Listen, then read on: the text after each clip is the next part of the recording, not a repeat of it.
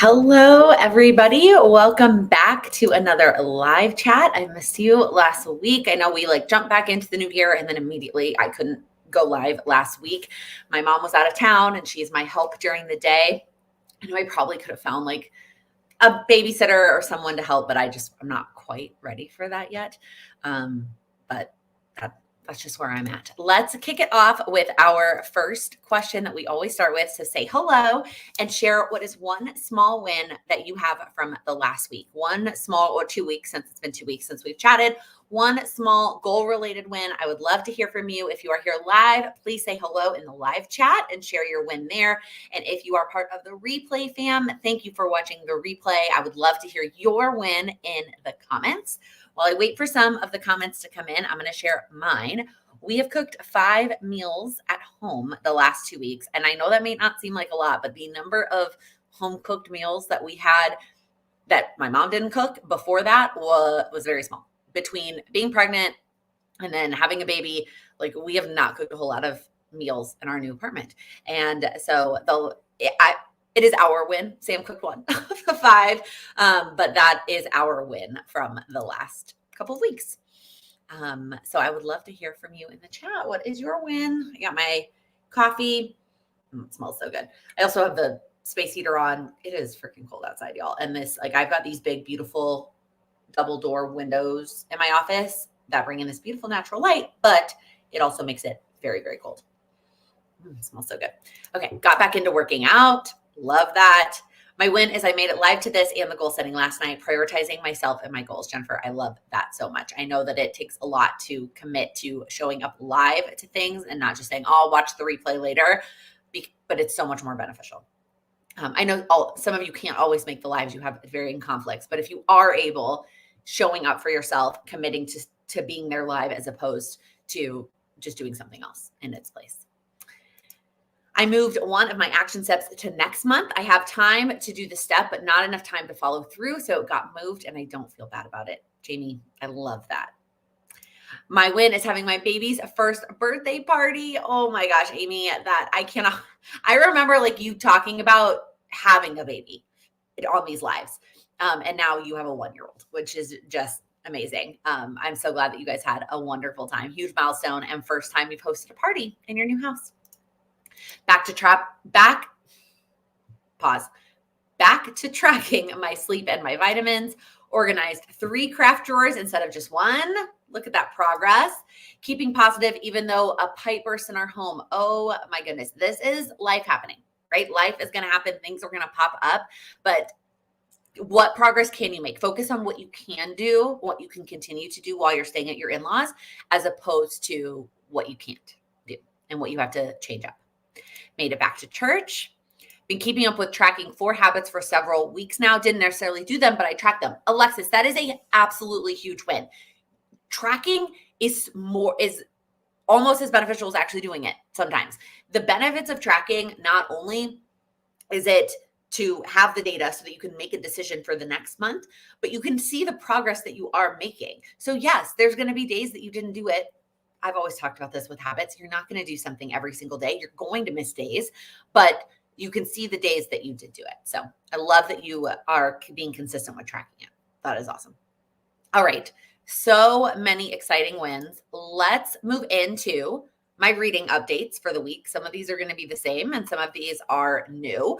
So, I haven't finished a book yet. So the ones that I shared last time, I'm still in the middle of. So I have 4 actually to share with you. I haven't started the 4th one, but so currently reading nonfiction in a physical book is The Lazy Genius Kitchen. I'm still working through that. I have made some progress, but here is my hang up. I don't have a routine or a habit or any allotted time to read nonfiction right now. So if I want to make better progress on this book, I'm going to have to figure that out or just switch to audio because that I do have time for. And I do have routines and habits of listening to books. So I need to decide what I want to do there, or this may just be on my currently reading for a long time. And then in February, I may work on actually making it a goal to read it. Now, currently reading a nonfiction on audio is The Fifth Trimester. I got that book from the library, and so I've been listening to that on audio. It is so far so good. I'm about 75% of the way through this. If you recently had a baby or you are pregnant, if you're not pregnant yet, even if you're planning, don't read this until later. You don't need to. It is about the period after maternity leave when you're going back to work. That's what it's about. It is definitely geared more towards women working in corporate America as opposed to like working for myself or some sort of freelance, but there's still a lot that I'm getting out of it. And I definitely would, again, 75% of the way, I'm not totally done, but I would recommend it if you fall into any of those camps. Then for fiction, I'm still listening to Harry Potter and Half-Blood Prince. I'm getting there. This won't be on the list next week because the library is taking it back in 6 days. So I'm going to have to finish it before then.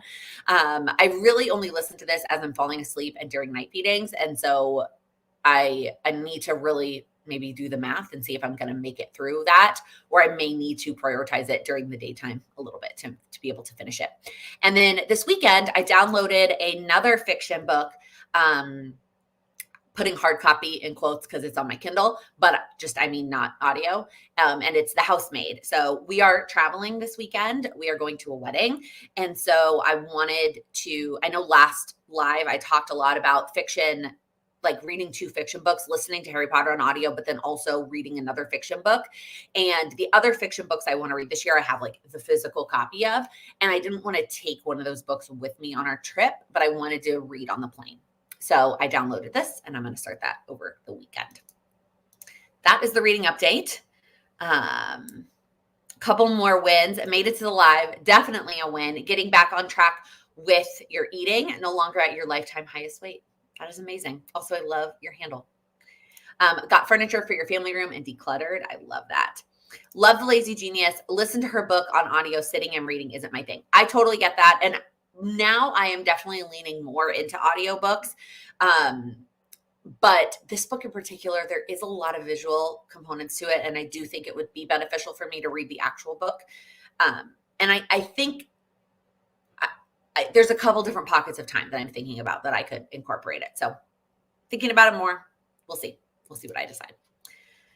All right, let's jump into the topic for this week, which is little improvement goals. So if you used my planner, the Goals with Laken planner that I launched, or you've used my freebie is the freebie on my website? I'll link it if you haven't used it. The freebie is about figuring out what your goals are. There's a video training and a download. Anyways, one of the questions I ask are, what are some little improvements that you want to make in your day-to-day life? And I know that some of you reached out to me in December that you struggled answering this question. So I'm making a video via live about that, how to actually figure out what these little improvement goals are. Goals, AKA goals that are actually going to change your life. Not that big, giant goals aren't going to change your life, but what I want you to remember is that goals do not have to be huge changes. I think I meant these, not this.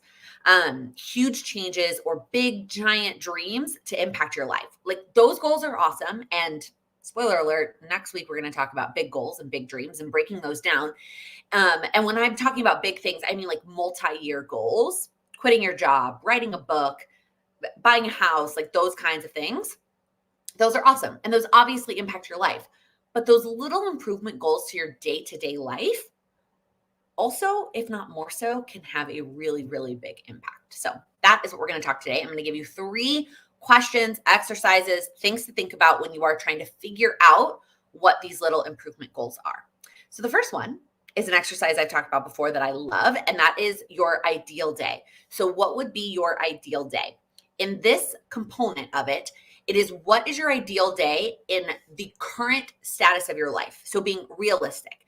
Obviously, it is fun to like daydream about your ideal day where you like sleep in and have brunch and go to the pool and go to a Broadway show. Maybe that's just me. That's my ideal day. I am talking about there are no major changes to your living situation, your job, etc. What does your ideal day look like? So some things to think about. Just go throughout your day. So you start with the morning. What time do you wake up? Your ideal day, right? If you are not a morning person, don't tell me that your ideal day starts at 4 a.m. because it does not. even as a morning person, the alarm, it cannot have a 4 unless I'm going to the airport.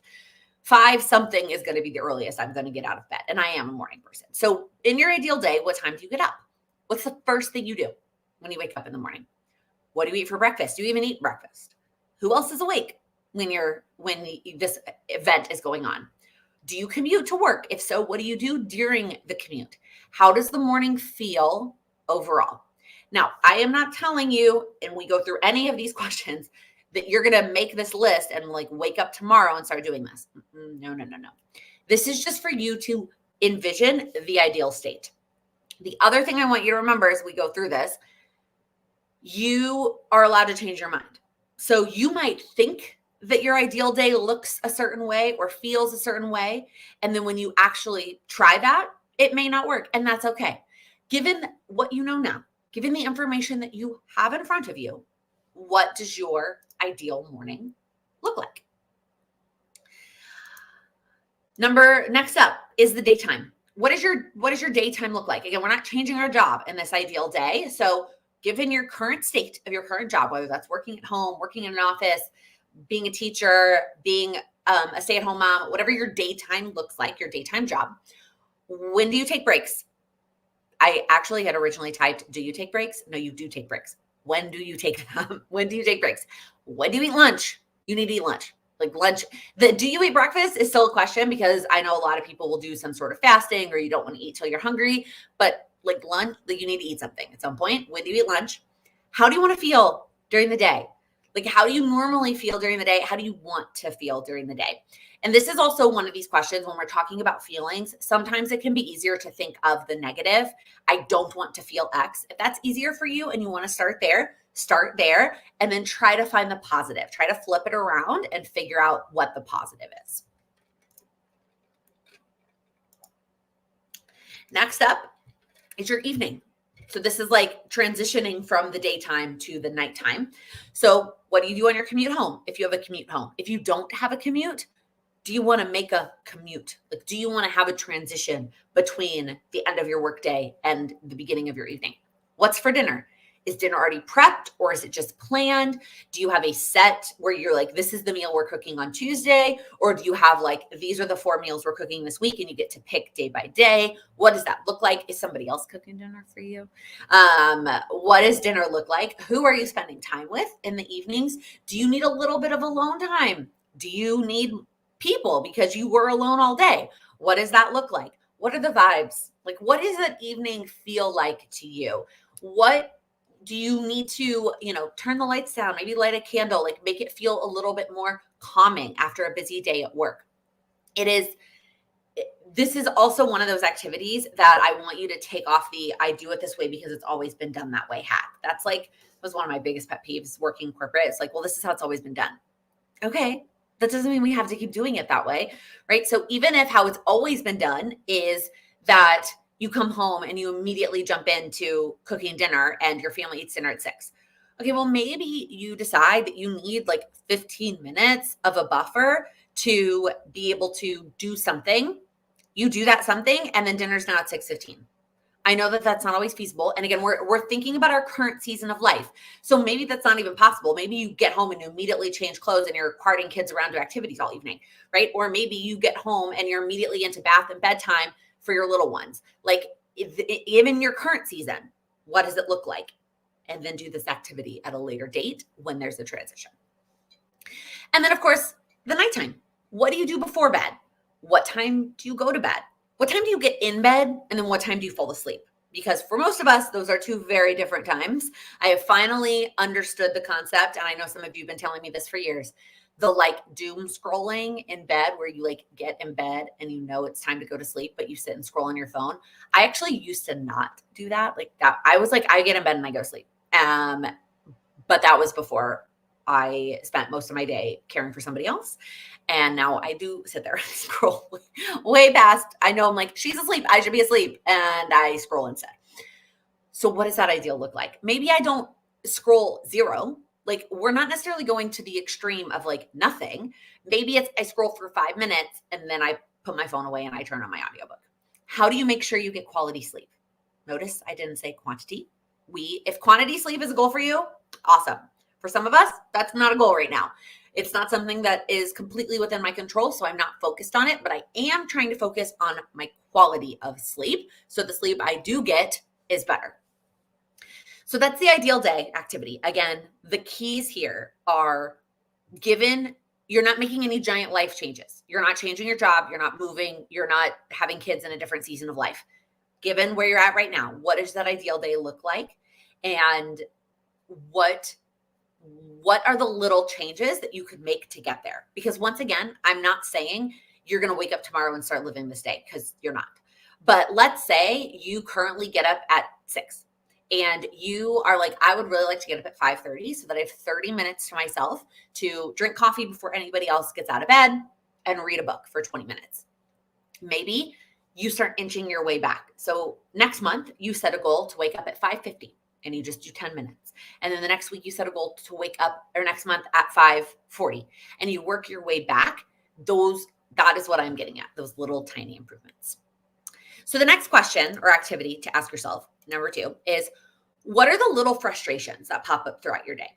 Like regularly, not one-time frustrations. Obviously, if like a one-time frustration happens, it happens, and you can't goal your way out of that one. But what are the little things? Like, is it waking up to a sink full of dishes? Is it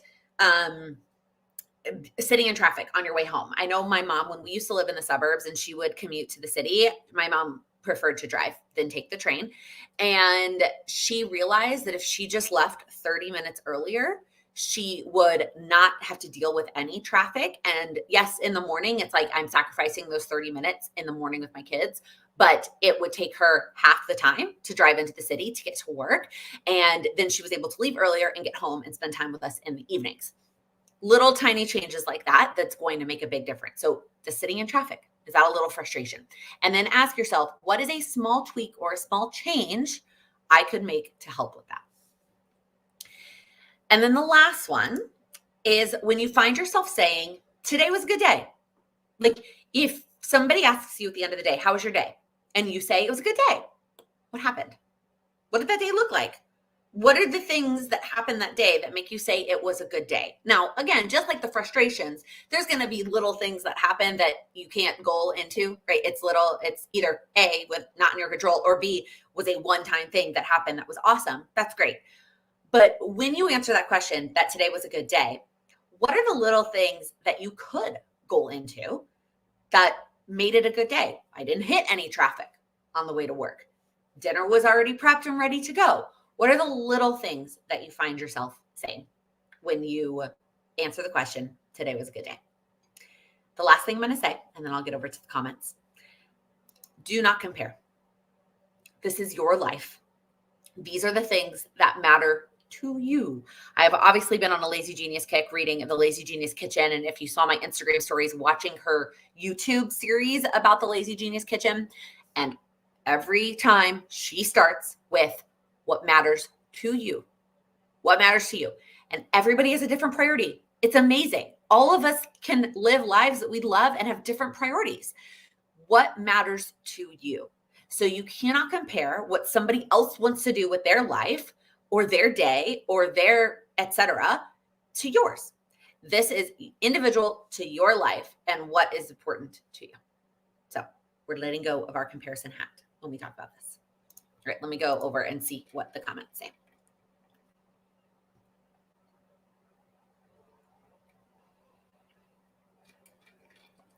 My win for the week is that I'm 99% sure I have my cabinets, flooring, and paint picked out. That is amazing. I read The Housemaid a couple of years ago, and it's good. Okay, I'm excited. My sister just read it, and that's why we have it on our Amazon account. My day is definitely not realistic. I just want to be normal. I'm not totally sure what you mean by that.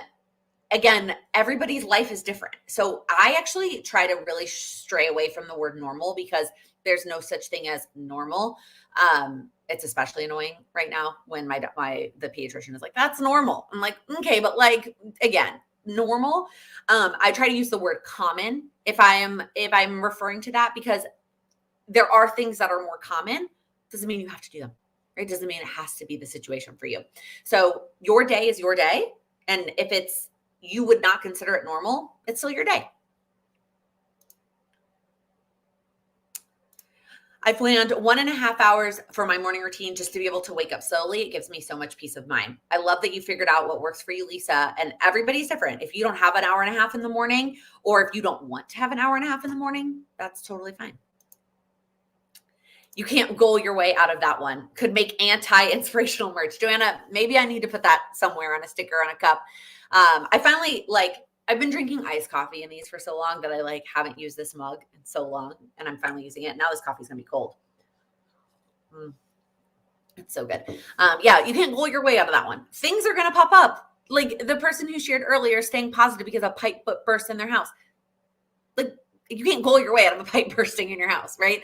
So it is not we're not going to be able to make our lives perfect, or we're not going to be able to live our ideal days every single day. That's not what we're going for here. The goal is really to just figure out what are those little tiny things that I can do that will make my day that much smoother and make me enjoy that process that much more. New monthly savings goals already in the bank. That's exciting. I'm assuming that's your win. My AM routine is 3 hours long because it takes me a while to wake up fully. I've heard somewhere that it shouldn't be that long. What are your thoughts? First off, there's no should. No should. There's one of these somewhere. I literally found myself typing the word should, and then I was like, nope, that is not. I actually was on Instagram stories yesterday. We're not. There's no should. There's no right or wrong. The length of a routine is based on how much time you have to do that routine, what is important to you. And that's all that matters. When I was working for myself, when I wasn't working for myself, my AM routine was also 3 hours long. It's everybody. And that is because I'm a morning person. And I knew if I didn't do those things in the morning before my corporate job, they would not get done. And so, because at the end of the day, I was just too exhausted. And so I had to prioritize them in the morning. There's no right, no should. This whole topic is very much in line with my main yearly goal to build a sustainable weekly routine. I want to pre-make some tiny decisions that will keep the basics running even on hard days. Yes. So some of these things, we're talking about our ideal day. Some of these things you can put in place so that even on hard days, you're still leaning more towards, that ideal day scenario. I am not saying every day is going to look like that. There are going to be days. Y'all have heard me talk about this before, right? There's a spectrum of everything. Nothing is black or white. Nothing is at this end of the extreme and this end of the extreme, right? At one end of the extreme, and this topic that we're talking about is like the perfect day, right? Oh, you wake out of bed, you have a great night's sleep, so you wake up, you feel all rested, you don't hit the snooze button, and your morning routine goes perfectly, and you don't hit any traffic on the way to work, and you have a great day, you packed your lunch, a great day at work, you come home, dinner's already planned and partially prepped, you just kind of finish it up, you have a great conversation with your partner. I mean, all of the perfect things. Most days are not going to be that beautiful and perfect. There's going to be something that is life, right? The other extreme is like everything went wrong. Everything is, it's the story of Alexander's not so good, very bad day. Most of the time, that is not also how it goes. The problem, and I've said this before with every spectrum, right? When we are slightly below the higher end of the spectrum, we compare it to the perfect. And we're like, well, the perfect day would have looked like this. Instead of focusing on the 90% of the day that was awesome, we focus on the one little tiny thing that didn't go great. And then the same thing goes on the other end of the spectrum. If we're at like 25% because a lot of things went not so great, we push ourselves to the end and say it was a terrible day, it was awful. And we don't think about like the 25% that did go well, that was still smooth and flowed and etc. So your days are going to be somewhere in the middle. What are the little tiny changes that can get us from the harder days, the struggles, and inch our way over to more on this end of the spectrum? I've enjoyed picking out my outfit the night before so I don't stand in front of my closet saying I don't have anything to wear and waste precious time in the morning. I love that, Jennifer. And I'm going to tell you, for me, I'm the opposite. At night, my energy level is like, I've always been this way. Kid or no kid, my energy at the end of the day is super low. So I'm going to have the least amount of things to do at night. And I would rather do those things in the morning. And because that is me. I've noticed it's easier to heat up dinner when I prepped it and cooked it the day before. That's a small thing I can do to have a better day. Yeah. For someone who doesn't like cooking, that could be the answer. I would probably relate to this. There could be somebody else who really enjoys cooking. So actually being able to cook at the end of the day is enjoyable for them. My mom actually really likes cooking. What my mom doesn't like is planning the meals. That's what she doesn't like. She doesn't like planning them. So my mom loves meal kits because somebody else plans it, and she doesn't mind the grocery shopping, but somebody else planned the meal and sends her what she needs to buy. But she likes cooking. Like, she likes having that as part of her day. Everybody is different. I'm thinking if I can stick to my basic routine most of the time, it will give me more flexibility to have an off day without everything completely falling to pieces. Absolutely. Currently working through scheduling when to complete daily tasks like daily gratitude, budget check-in, dishes, etc.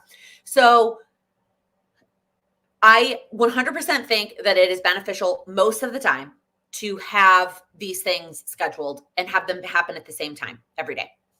Some of us are going to lean more towards the morning when you have energy, and some of us are going to lean more towards the end of the day. This is when trial and error might have to happen. You might have to try something and see how it works for you, and if that time slot fits. And if it doesn't, you try it at a different time. And then as soon as you figure out a time that it works, something in your life changes and you got to do it at a different time, right? Like, that is what I have learned over the last however old my daughter is, that I had times that I did these certain things that worked for me, and now I have to do them at different times because it works better now. So it just might take a little bit of trial and error.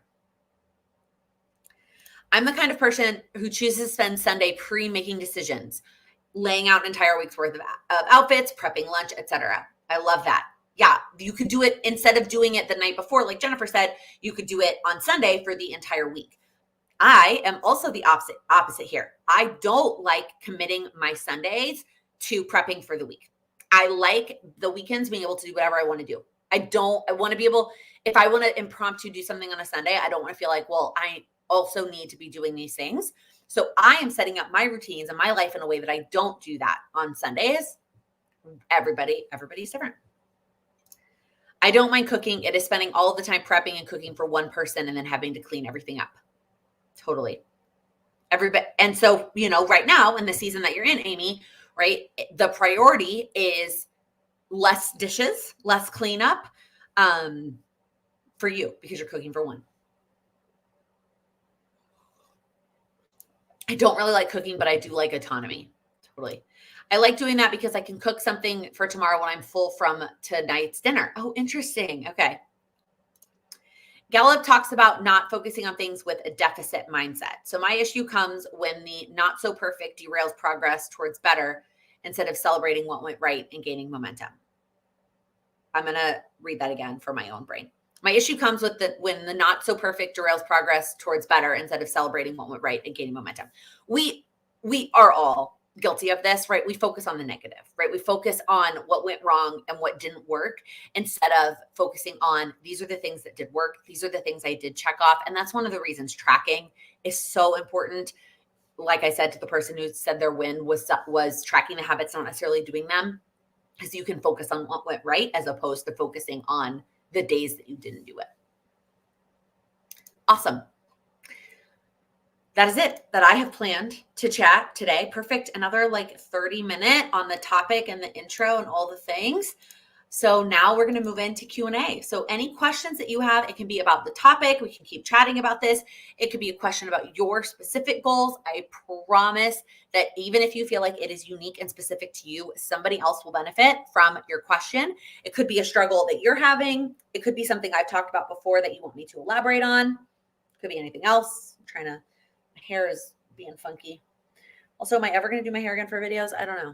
It's not a priority anymore. My hair's nice and clean. My mom dyed it yesterday, but I just it's just not a priority for me to actually do it for it to be done. It's not a thing I want to spend my time on now. All right. What questions do you have? What do you want to chat about? The rest of the 30 minutes is yours. I left my other water cup, my quote on it, in my sister's car. And so I've switched back to this one, which is so much bigger. Oh my God, Joanna, I was wondering if you feel better about cooking now that you no longer have to do it in a shoebox sized kitchen. 1 bazillion%. It is kind of, I do enjoy it more now that I have space to like spread out. I also enjoy having full size appliances like my freezer and my fridge and my oven and my stovetop, like are, as my mom calls them, adult sized appliances. New York, you have like miniature appliances. Being able to have appliances on my countertop without feeling like it's taking up the entire counter space is amazing. And then also just feeling like I could store things without things being on top of each other or being out of reach. So like we have tall ceilings, and in our kitchen, our upper cabinets are 4 shelves. And I can barely kind of reach the third, depending on what it is that I'm grabbing. If it's like breakable or heavy, I probably need to get the step stool out. But I definitely can't reach the 4th shelf. I don't need to put anything on the 4th shelf because I have so much space and I can spread out, and it absolutely is making a difference. So if you live somewhere that your kitchen is less than ideal and you don't enjoy cooking, it could make a difference. I also have been feeling better about cooking for a couple other reasons. I know this is not what you asked, but one, if possible, I do like to do it when my daughter's awake and I have her in a little chair in our kitchen and she just like smells and we talk, and like looking at that cute little face while I'm cooking makes it so much more. I'm like tearing up talking about that. It's so much more enjoyable than me by myself in the kitchen. So that is also making a difference for me. And then I think it just comes down to like a prioritization.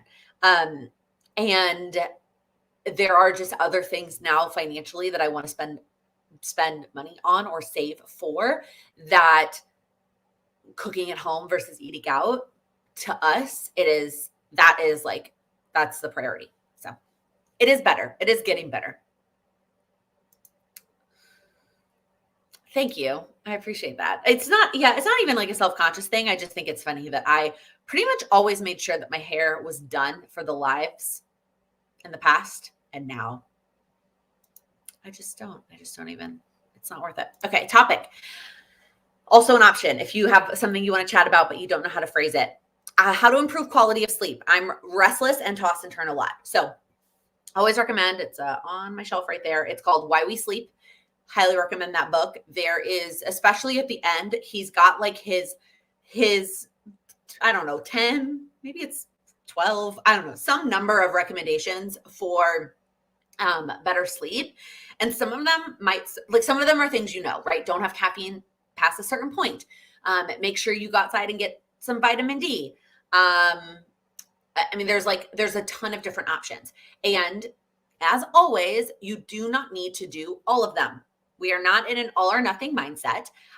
You could probably literally Google like the synopsis of the book and like his list of things and find that on the internet. I don't know them all off the top of my head. You don't have to do all of them. What I would recommend is you try them one at a time and you break them down into smaller steps and you figure out like which one does actually make a difference for you. Because we're all different. Our bodies are all different. And there are definitely things that are going to help you in your sleep and things that will help somebody else. For example, I have never struggled with light in my room. I don't necessarily need curtains. I'm going to be able to fall and stay asleep, even if there's light in the room. My husband is not that way. And we finally got blackout curtains for our bedroom, and it has impacted his sleep immensely. Immensely. So everybody's different. I would have never prioritized that because it's not something that impacts my sleep, but it definitely is something that impacts his. And now that we've done it, it's like a big deal.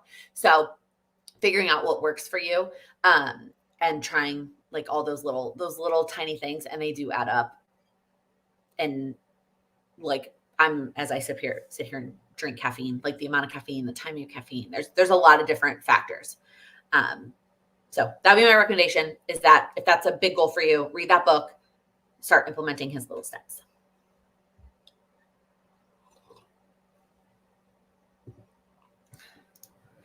I thrive on routine and I am too a morning person, but my kids, 2.5 and 7 months, wake up anytime from 5 a.m. To 8 a.m. If I don't do my morning routine, my whole day is off. Whew, yeah. Any advice now that you're a mom? Ashley, so this is okay. So a couple of things. Number one is obviously my daughter is much younger and I don't have two. So some of the advice I give may not totally apply, but there are certain steps in my morning routine that I can do while she is awake. So even though she has already woken up, she wakes up, I feed her, and then she plays and I do some of my additional steps. The other thing that really works is knowing what are the priorities of my morning routine. So what are the steps that I'm not going to skip, and like these steps need to happen for me to feel good about my day, and then what are the steps that I can skip if I am short on time. And so for you, I would do those steps at the beginning, right? And so now the beginning might be like while they're already awake, right? If they wake up at 5, I'm not expecting that you do any of those steps before they wake up. But if you wake up after, if you wake up, let's say at 5:30 or 6, you do a couple of steps and then they wake up at 6:30 or 7, you're getting the most important steps done first. The other thing that I have started doing is there are just certain steps of my morning routine that don't happen until her first nap. Like that is just where we're at. Now, I don't know if yours just maybe don't nap at the same time, but in my mind, it's not like my morning routine doesn't necessarily have to happen the first thing I do. It is these are the things that I want to happen at some point. Yes, am I better off if they are done earlier in the day, partially because of my energy, but also partially because like I know they won't get put off? Yes, but sometimes that means waiting until her first nap. So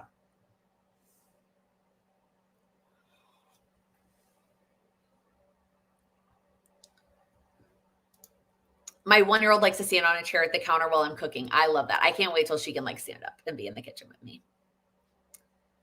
Some of these are a little bit back to some of the other questions. So back to the sleep meditation. One of mine that help with sleep is the temperature of the room and the temperature of the bed. Yes, he talks about that, the temperature of the room. That definitely can make a big impact. Carrie, thank you for including your name. She says, Ashley, I have a similar situation. I've had to make my morning routine happen mostly at night after I've put them to bed. I get up when they do and fit things in as best as I can. I'm also a morning person, but I could not make it work, so I have to really adjust. And I think that goes back to the conversation we had at the beginning. The season of life that you're in, like it may not be that you get to do all the things that you want to do before. And like, I know, Ashley, that's not the answer you want for me to be like, you just, maybe you can't, right? Another option that I'm not suggesting that you do, but you probably know this as a mom, there's like a gazillion and one sleep courses out there, right? Maybe it's working on maybe that's a solution, is working on that piece of it with your kids so that it's at least a little bit of a later time. That 5 a.m. is the one that really throws you a little bit. That's really tough. But I think it's just figuring out what you can do in this season and maybe not focusing on what it used to be like. At least that's what I've had to do, is like, okay, so my morning routine, like I said earlier, used to be like 3 hours and I would do the whole thing from start to finish and it was totally in my control. That is not the life I live anymore. My morning is not totally within my control. So in an ideal world, I get up before she does and I do a couple of steps before. I may do a couple of steps while she's awake, and then I finish it during her first nap. That's kind of how my morning routine goes at this point. If I'm doing all of the steps, if I'm skipping some of the steps, sometimes that's not the case. It also depends on what does the rest of my day look like. Like, I'm not sure what time right now you're trying to, if you're starting work, that also throws a loop. I can push work back. So that also is part of it for me too.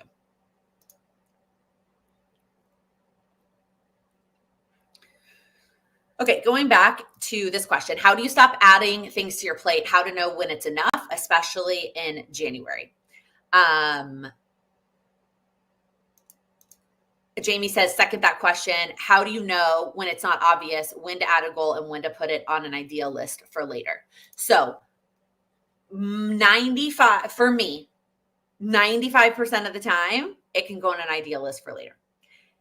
Most of the time,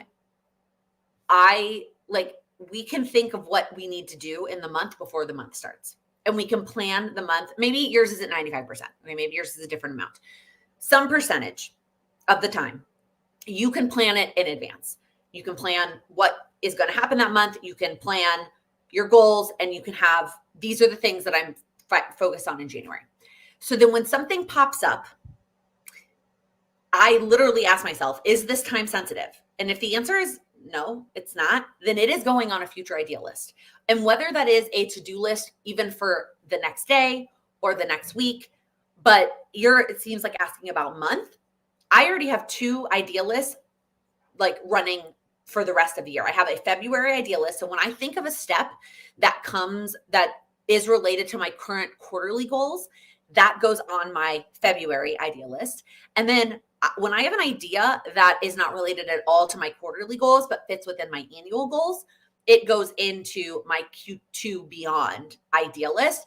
And at some point this year, I mean, obviously at some point this year, at some point probably earlier in the year than you would expect, I'm going to start a 2025 idea list. I know that sounds bananas because it is January 17th, but there are going to be things that I think of that I'm like, that's not happening in 2024. It's just not. Like, it doesn't fit in with my goals for 2024. So I am going to put it onto my 2025 list.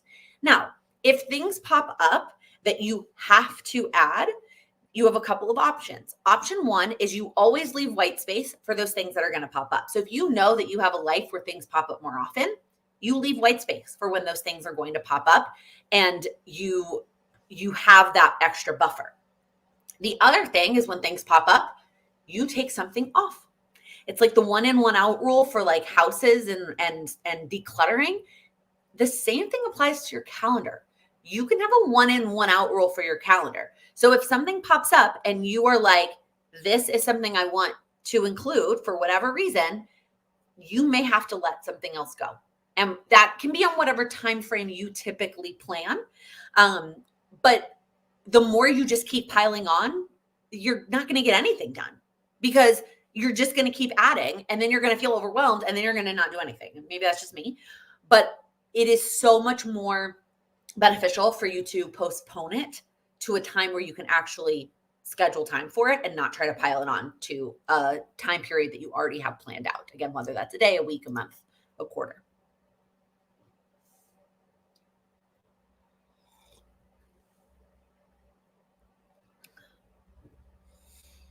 Okay, bouncing quickly back to Ashley's question. The 5 a.m., sometimes 4:30, oh my goodness, is my 7-month-old. My oldest was the same way until she was 18 months. I think prioritizing my first step of skincare could help. I just need one consistent thing. Yeah, and it's very much dependent on your child's demeanor. So what I will also say is, even if they're already awake, can you do that one thing before you tend to them? This is, obviously very parent specific and parenting decision.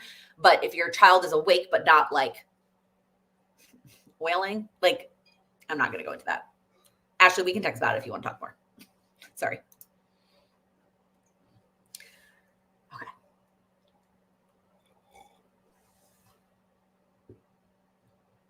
Okay.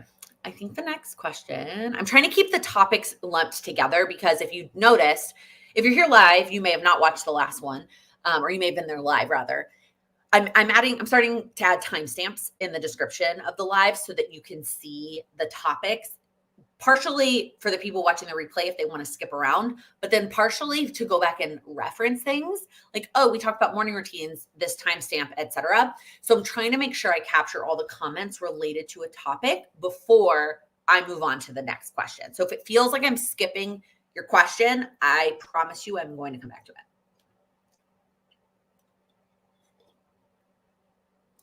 Natalie, how do you stay consistent with the movement fitness routine? I feel like I'm motivated for the first few weeks and then I fall off. Motivation for a few weeks and falling off is the case with most goals and most of us because motivation doesn't last. Motivation is so hard to find and even harder to maintain. So what we're looking for is momentum. And so focusing on creating momentum with something that is more sustainable. The biggest problem with falling off is that we are relying on motivation at the beginning. And so we're doing something that's not realistic for us to be able to stick with. So then when that motivation wears off, we can't even ride the momentum wave because we have created something that is so unrealistic. So what I would encourage you to do is pick a fitness movement routine that is consistent, or is you are able to be consistent with, even on the hard days, even when it's not perfect, even when it's not you don't have all of the energy or all the time, because every day looks different. Going back to the conversation about the spectrum, there's going to be days that you don't have the time or you don't have the energy to do the longest, most intense workout. And so focus on what is the lower end that you can do so that you can stay consistent. The other piece of this is consistency means different things for different people, and you have to figure out what it means to you and then being okay with that. Most of us are not going to have a movement or a fitness thing every single day. That if you do, one of those days really likely needs to be a stretch or some sort of very low impact thing. Obviously, I feel like I have to say this caveat. I'm not certified in any sort of physical thing. I'm sharing this from the knowledge of my own personal experience, as well as I always reference my friend Justina, who is a certified personal trainer, and she's got a bazillion other certifications I can never keep up with. Highly recommend following her channel if this is a specific goal for you. But you are unlikely going to do it every single day. So you're going to miss days. So then you're going to have to commit to picking up when you miss days, because again, you're not going to do it every single day. And you have to decide, what does consistency mean for you depending on your life? I literally just had this conversation with my husband. He would rather do less workouts for longer periods of time. That is his preference. He would rather commit, like consistent for him is a lower number per week, but a longer workout. And he, with his schedule, has the ability to do that. He also likes to do it on the weekends and not worry about it during the work week. And so that is how he is figuring out what is consistent mean for him in terms of movement. I am almost the complete opposite of that. I would rather do more days, but less time. So right now I'm only focused on 20 minutes a day, but I'm trying to do it Monday through Friday, knowing I'm probably going to miss a day here or there, but something is better than nothing. And I don't like to work out on the weekends. Like I don't even, it is not something I want to prioritize. So by the time Saturday rolls around, what I've done is what I've done, and that's it. And I'm not going to worry about it until Monday. So you have to figure out what works for you. The last thing I will say on this is doing something you like. It is going to be really hard to be consistent with a movement routine if you absolutely dread what you're doing. Good suggestion. Can you find an accountability partner to somebody who asks if you've worked out or what motivates you? A check mark, sticker, reward of some kind. I love that.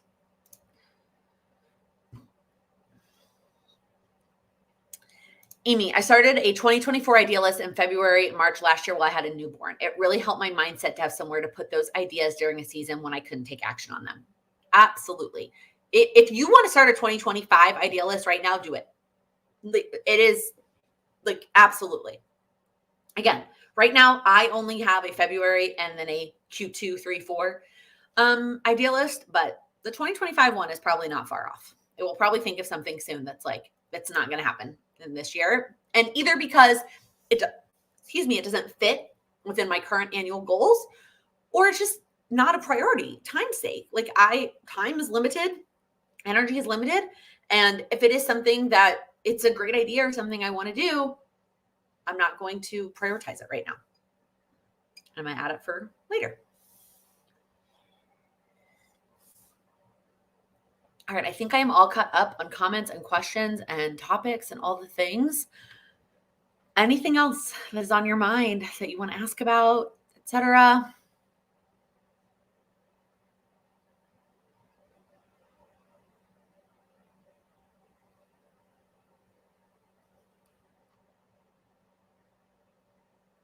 No.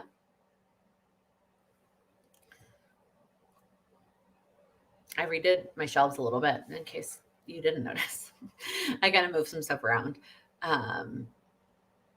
I don't know. I just felt like I needed a shakeup and a little bit of some different vibe. I moved Frank the football in from the living room. We've named all of the little squishy guys. So that's another thing we do in our house. Name the squishies. And since our football season is over, stupid Cowboys, we moved Frank from the living room into my office. Sad football. I know football season's not over for all of you, but all right. If nobody has any other last minute questions or things, I am going to ask you my last question. What is the one thing you are going to do this week to make progress on your goals? What is the one small step that you're going to commit to between now and next week to make progress on your goals? Oh, Jennifer, you're so sweet. Don't forget to hit the like button if you had a question answered or like today's live. That's very sweet. Thank you. What is your one action step? I'll share with you mine while these are coming in. Swim lessons. Y'all, we're going next week.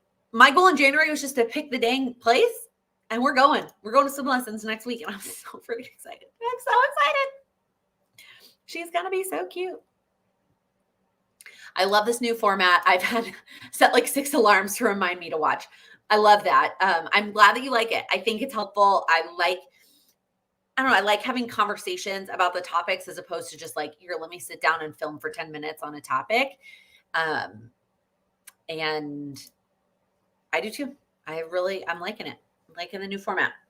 And as a reminder, the topics will always be shared in advance in 2 places. One is in the email newsletter. So if you do not get my emails, I have sent them the last 2 weeks. My goal is weekly this year. We'll see how that goes. If you didn't get it and you think you're on the list, check your spam folder, because mine to myself sometimes shows up in my spam folder. Like, I'm on my own email list so I can see it when it comes through. And like, sometimes it goes to my own spam folder. So check your spam folder. And then also on Instagram, I will share as well. I shared it last night at like 8 p.m. My goal is to share it like at the same time, like noon on Tuesdays. I digress. Studying, actually a 2023 goal, but still ongoing. The goal is the goal. Sometimes they've got to round the corner. Actually have a weekend off. Enjoy. Plan your practice rides for the rest of the month and hopefully for February. The commitment, Jamie, is amazing. Oh, you got the email. Okay, good. Decide on seeds to purchase for this year's garden. Read more of my physical book. This week, I want to do at least one strength workout. It's only 15 minutes, and my physio wrote it customized, so that's a little bit more motivating. That's awesome, Amy, that you have a specific to you workout. Yeah, do that. If it is something that you're following along, put on like a podcast or an audiobook. I will say I've switched back to, and I'm going to blog about this tomorrow. It'll be up in a few weeks. I've switched back to doing like the Peloton strength workouts, and I miss being able to like listen to something in my ears. That's not the instructor while working out. Oh, well. Anymore? If you are watching the replay and you're still here, I would love for you to also share your one-time step in the comments so that we can cheer you on. All right. Thank you all so much for hanging out with me this week. If you have any other questions, please feel free to leave them in the comments. And if you can't join live, I will answer it next week. Otherwise, I will see all of you very soon. I hope you have a great rest of your day. And I will see you. I forgot to say, click the like button if you liked it, if you enjoy these lives, especially if you like the new format. And if you're new here, please click that subscribe button. I upload new videos every week focused on helping you achieve your goals. Thank you so much for watching.